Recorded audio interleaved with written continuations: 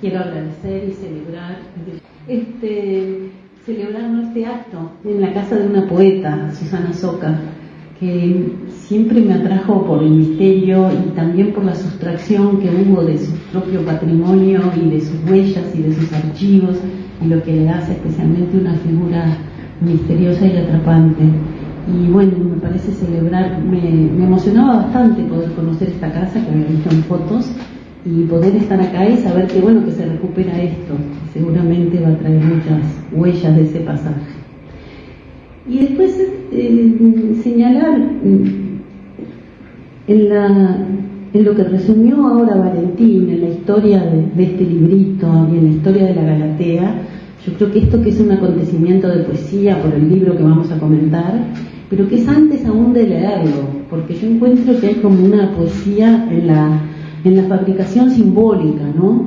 de un ejemplar que vuelve a lo artesanal, que vuelve a la belleza y que tiene además una historia que se cuenta también en el libro primero que se publicó, que es la historia de la Galatea, que es la historia de una pareja joven que empieza su vida y quiere empezarla también haciendo libros, una historia íntima de amor y también de vocación y de inauguración intelectual en una vida que llevaron juntos esa pareja de escritores cuando eran muy jovencitos. Y están las fotos de ellos trabajando en la Galatea, como están las fotos de una jovencísima Ida Vitale, que también participaba en las impresiones de esos libros. Entonces este libro ya tiene para mí como un valor de talismán, más allá, por esa manera en que fue hecho. Sería hermoso aprender a imprimir, escribió en unas memorias en la vejez José Pedro Díaz, que era lo que había sentido cuando empezaron con eso. Y los primeros libros, el de Superviel, pero también el primero de Amanda,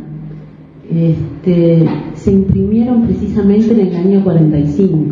Entonces también hay como un simbolismo de que ahí empezaba, jugando casi, porque cuando se reunían a imprimir libros era como un juego, lo ha recordado no hace mucho la propia Ida Vitale, que era muy difícil emparejar el piso para que se imprimiese bien, pero que bueno, que era un juego que los atraía y que los unía como grupo. Entonces recordaba también a Marosa, por invocar a otra poeta, si hubiese pocas en esta noche, que una vez su padre le dice: ¿por qué no haces un libro con las cosas que ella muy niña escribía? Ella pensó que le proponía que juntase hojas y armase un libro con tapas de cartón.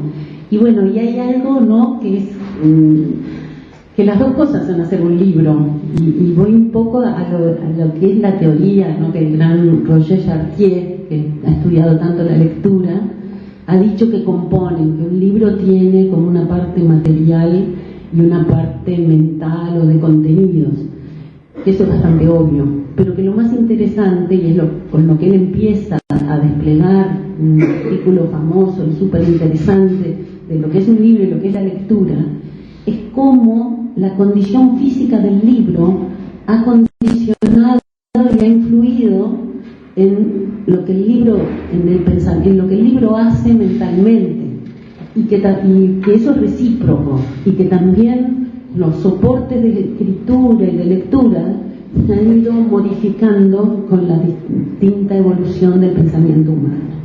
Así que ese era mi primer gran saludo hacia este libro. Me imprimieron de los dos lados, disculpen.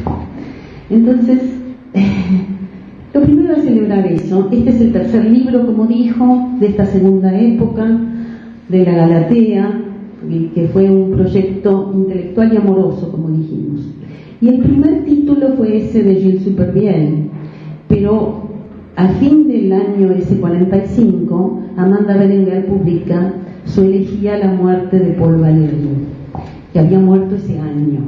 Entonces es como ese pequeño homenaje hecho casi anónimamente por una poeta muy joven para lo que fue un acontecimiento en el mundo, porque si alguien ha marcado la poesía del siglo XX seguramente es de Valéry. Digo del siglo XX, no del posmodernismo, pero hasta entonces eso fue lo que marcó todo. y como eco de esa marca puede recordarse también relacionada a la revista, el número que Sur le dedica a Valery cuando muere, donde está distinto, atractivo, marcando todas sus distancias, un artículo famosísimo de Jorge Luis Borges. Entonces, bueno, celebrar este tercer título en esto, porque hay también como una unión en poesía y fragilidad. Esto es poco más que una plaqueta, pero identificamos esto, ¿verdad? Los libros se adelgazan cuando llegamos al lugar de nuestra biblioteca donde está puesta la poesía, ¿no? Y tiene que ver eso, ahí va un poco un ejemplo de lo que quería Chartier, eso tiene que ver un poco con el sentido de la poesía. La poesía no acumula, ¿verdad? La poesía trabaja en la renuncia, trabaja en... la poesía decanta, sustrae. Lo extraordinario se construye a partir de eso, del no. Rosario Peirú, que es una gran crítica y amiga, y de las personas que creo que mejor ha leído poesía en el Uruguay, y que no es poeta, ¿no? Esos raros seres que son los lectores de poesía que no son poetas. Siempre cito una frase que creo que está siempre atribuida a Jorge Guillén, el poeta del 27, que dice que los verdaderos poetas son pocos y los pocos que son, lo son muy pocas veces. Y bueno, y esto es un poco la percepción de la concepción de la poesía, por lo menos de la que predominó, como decíamos, en la modernidad, en el siglo XX. Borges, otra vez, en el último verso de Mateo 25, que es una especie de poema de los dones, poema de los dones, cierra eso diciendo: y todavía no has escrito el poema, diciéndoselo a sí mismo. Entonces, llegar a escribir el poema es como no escribir la comedia humana de Balzac. No es raro que ese mismo poema en un momento agradece o menciona, ¿no?, a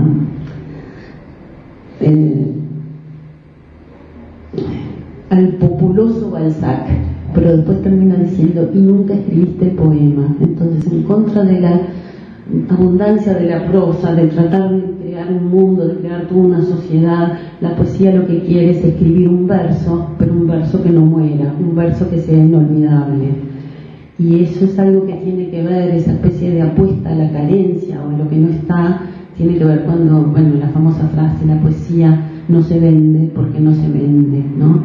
Toda esa especie de renunciamiento que creo que está también en hacer un libro que es apenas una plaqueta, que es una delicadeza, que es finísimo. Y eso es lo que yo veo, por eso creo que de las cosas tan simbólicamente audaces y buenas que se han hecho, y lo quiero felicitar acá al director, ha sido poner en marcha la Galatea, lo que se le devuelve a la Biblioteca Nacional sin total sentido.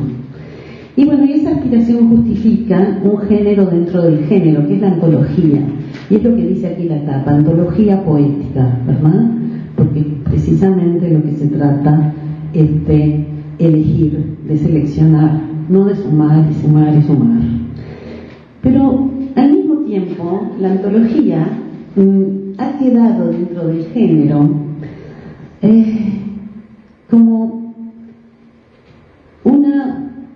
como tomada por una cierta violencia, porque la antología siempre parece como que está llamando a la discusión,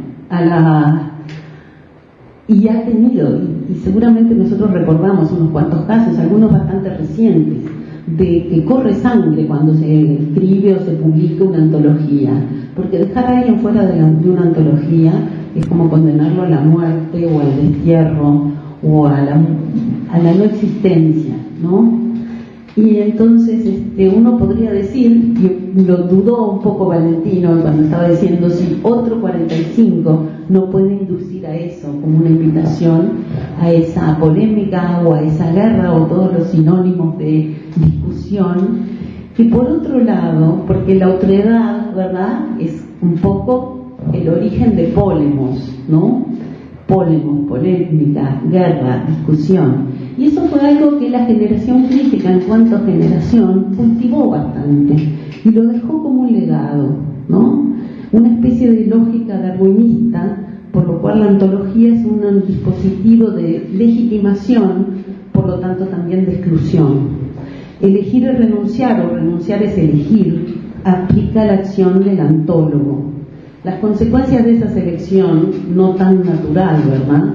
Porque la socorrida frase de que el mejor antólogo es el tiempo tiene una apariencia de una elección natural, pero no hay nada menos natural que el canon, que es un producto histórico, un hecho cultural que es lo opuesto a la naturaleza, una consecuencia de la acción humana, como la historia. Entonces la consecuencia puede, y ha sido muchas veces, la guerra o alguno de sus más civilizados sinónimos. Quedar fuera de una antología, decía recién, es una condena al olvido. Dicho esto, quiero confesar que leyendo igual este librito, me persuadió de que no era el modo que invitaba a ser leído, y que quizás esa forma de empezar a leerlo hubiese sido una especie de efecto de ese legado de la propia generación que tenía que ver, que entendía el avance literario, el avance cultural a partir de la discusión, la polémica, etc. Y que podría haber construcción de literatura, un canon, se hace también con intervenciones más amigables o con actos de amor. Reivindicaciones que no siempre son guerreras, acciones que pueden restañar, reparaciones. A la exclusividad que excluye a veces se opone la aspiración a la diversidad, la convivencia, el gusto por lo diverso. Por el 45 había creído en esa polémica, y yo, y creo que mi generación, creció escuchando que muchos de los males de la cultura uruguaya era la falta de polémica, la falta de discusión. Sin embargo, me pasó dirigiendo el último número de la revista de la biblioteca, que cuando llegó el momento para pagar esa deuda y decir, sí, quizás los males son de que falta discusión, no digo que la esté cerrando, por una circunstancia de que alguien un día me preguntó en un congreso en que yo había expuesto, bueno, pero ¿por qué no hablar también de la cooperación? Al hacer la revista, que pensaba que podía dedicar a la polémica, que era esa asignatura pendiente en la cultura uruguaya que nos estaba faltando para discutir temas, agregué que por el lado inverso también se pudiese elegir, y cada colaborador podía elegir, si quería elegir desde la discusión y el enfrentamiento, de tomar casos, ¿verdad?, polémicas, peleas, o desde la colaboración, la afinidad, las parejas, las concertaciones, y bueno, simplemente eso como dejarlo. Y llego entonces así a este libro, y como ocurrió también en esa revista, en realidad no se pueden separar todo tan tajantemente en los distintos encuentros, desencuentros, historias que podemos crear de la literatura o en la literatura. A veces confluyen o se alternan la colaboración con la pelea, con la discusión, ¿no? Y quizás esto también puede pasar en el libro, y yo podía encontrar a veces algunos como huellas o rasgos de, bueno, aquí hay dos autoras que habían sido de las Eriñas, de un caso famosísimo de Luis Rodríguez Monegal, que escriben, a quien voy a hacer una brevísima referencia después. O podían estar estos que fueron amigos, o podían estar lecturas diferentes.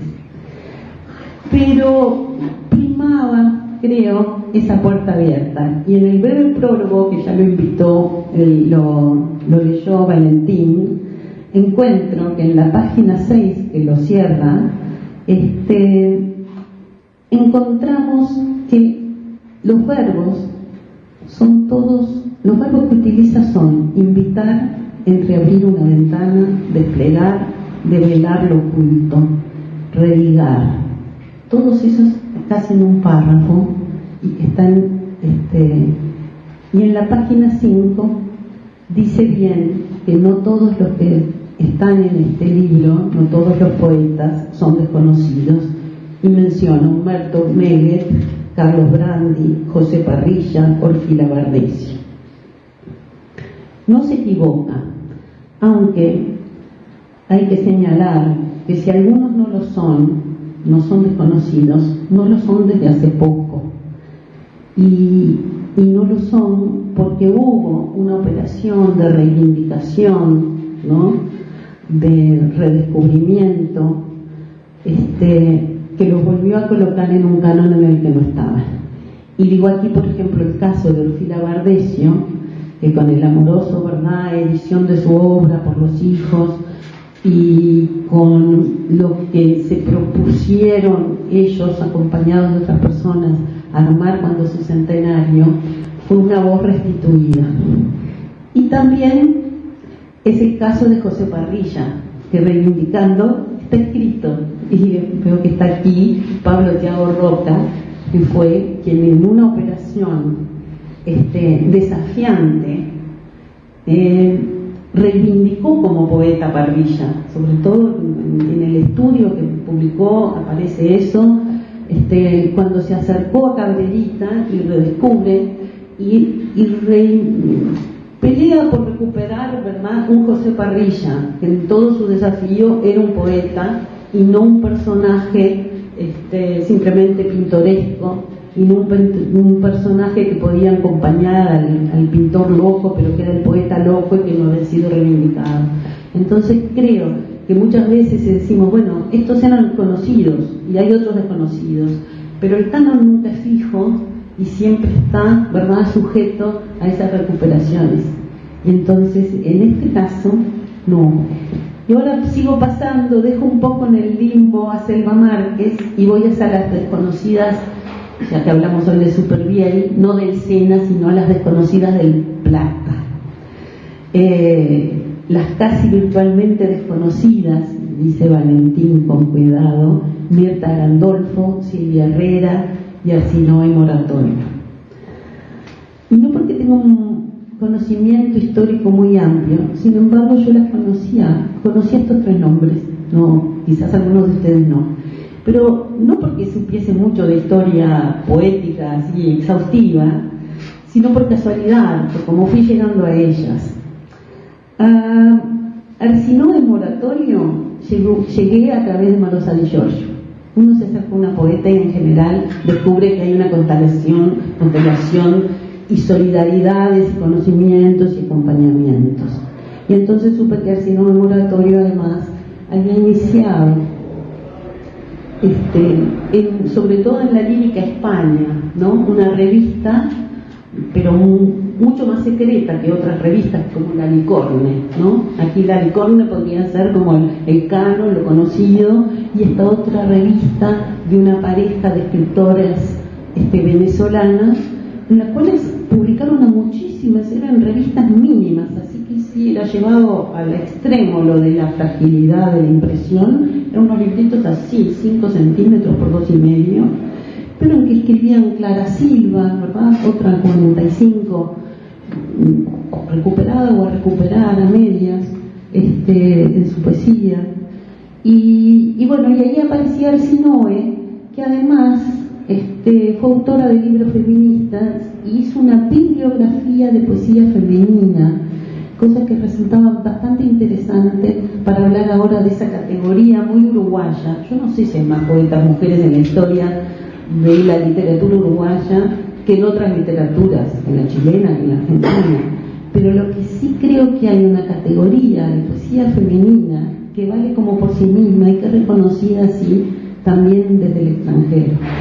Entonces, bueno, eso me pareció que era algo interesante. A Silvia Herrera, otra de las casi desconocidas, llegué por marcha y por una intensa curiosidad, porque revisando los números, estudiando a otros autores, empecé a descubrir que Silvia Herrera era una presencia marcadísima en la marcha de Inés Rodríguez Monegal, y también era una presencia en el número donde también estaba ese árbitro que era Rodríguez Monegal, y que sin embargo por los años 50 y pocos deja de escribir, aunque murió en 2003 recién, y que en algún momento fue olvidada, olvidada en todas las nuevas antologías, a veces grandes y muy conocidas.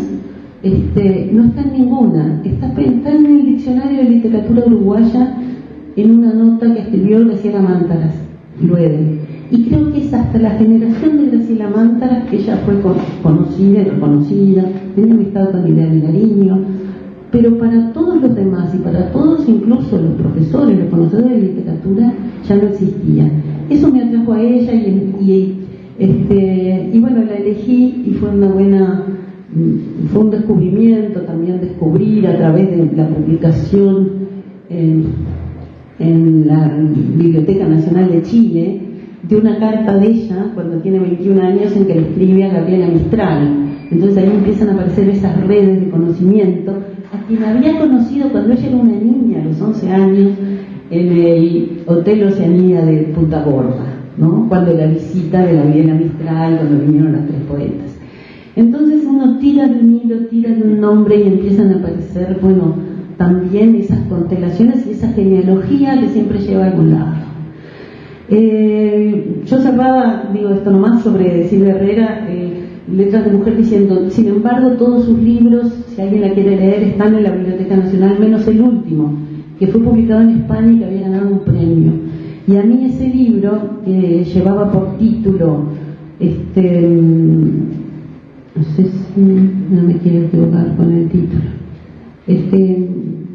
fuera, ahora como no estaba leyendo, bueno, ese libro A Destiempo se llamaba, quizás era una promesa de que había vuelto a escribir después de los 50, porque deja de escribir y coincidentemente investigando había una nota terrible del propio Rodríguez Monegal que reniega de su poesía, con un juicio muy duro. Pero bueno, finalmente sí, mandamos traer ese libro, conseguimos quien lo pudiese traer y hasta ahora se completó la colección de Silvia Herrera, pero no así su carrera, ¿no? El premio lo ganó con un libro de los 50.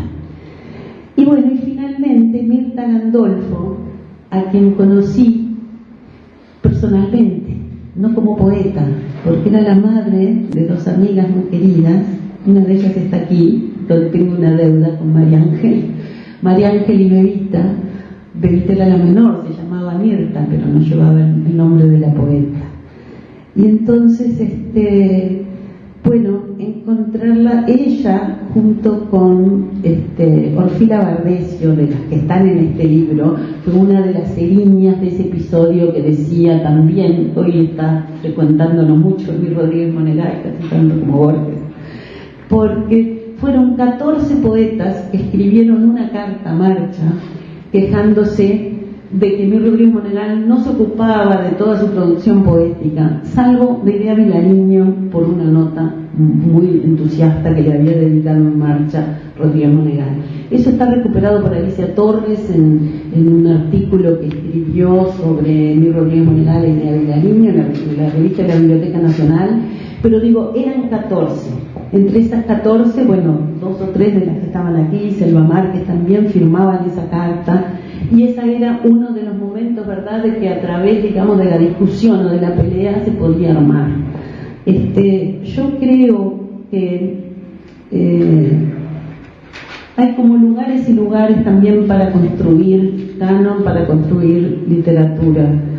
Llegando al final, me gustaría decir que creo que una institución como la Biblioteca Nacional está más lejos de lo que pueden ser las también a veces bienvenidas guerras de guerrillas juveniles para imponer una estética o para imponer un grupo, que eso es parte de la historia, pero quizás es más responsabilidad, ¿no?, de una institución el desplegar y ampliar el conocimiento, ¿no?, de esta manera, y por eso me pareció tan interesante. Me decía, para no terminar, por dejar de leer, ¿no?, quería volver, voy a ir a las 2 más desconocidas en todo caso.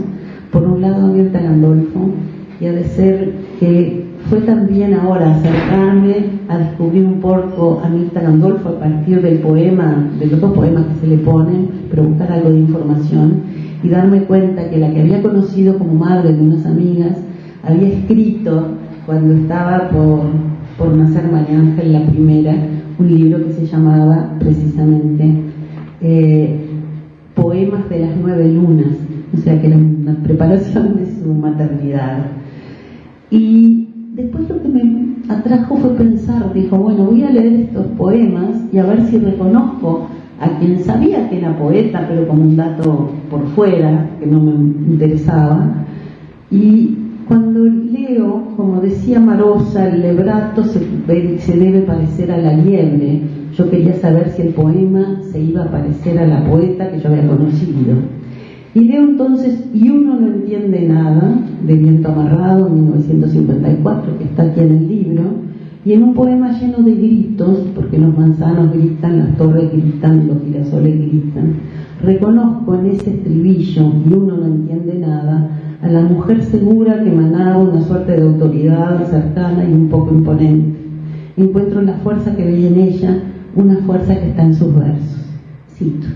Y gritan los racimos que les dejan hallar con paciencia la forma de morir, pero vienen las manos y aparecen puñales, y el dolor va gritando su miedo y su inocencia, mientras se llenan de sapos los espejos de la memoria, y uno no entiende nada, y se va de la tierra. Y hay estéticas muy dispares en este pequeño libro que conviven, y es poca la muestra para establecer comparaciones, pero se pueden observar fronteras. Una posible me pareció que dónde era que estaban buscando ellos una renovación, ¿no? Salir de lo clásico. Y en el libro, que además el libro son años 40 y apenas algo de 50, y eso es todo, creo que hay un surrealismo a veces. No sé si me animo, es muy tentativo, ¿no? Porque son muy pocos los poemas, ¿sí? Pero, como es decir, los que parece que quieren, y puede ser muy deliberado en Parrilla, o alentar en el onirismo de Silvia Herrera, y que habita también a Gandolfo, por ejemplo, en esto, y en la última Selva Márquez, hablando de este libro.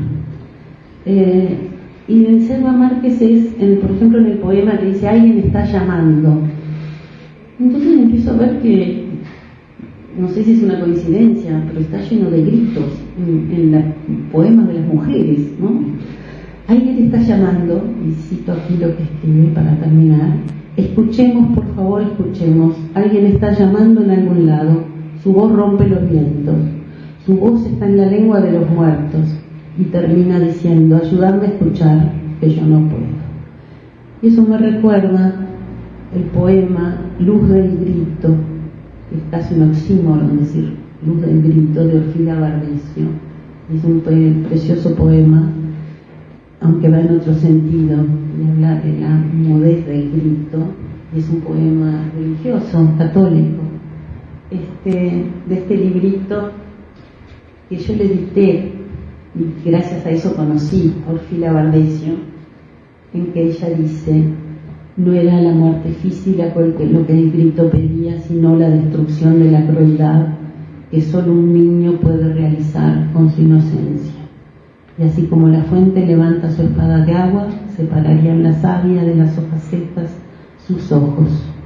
No era la muerte física lo que el grito pedía, sino el relámpago del orden que devora el error. Lo que el grito confiaba al poder victorioso de un niño, hablando de Jesús, creo. Este precioso poema, el poder vencedor de su fuego, matar con el amor el desierto de amor. Y bueno, unidos por este grito poético, yo cierro aquí, pero sé que va a haber mucha poesía más leída. Gracias.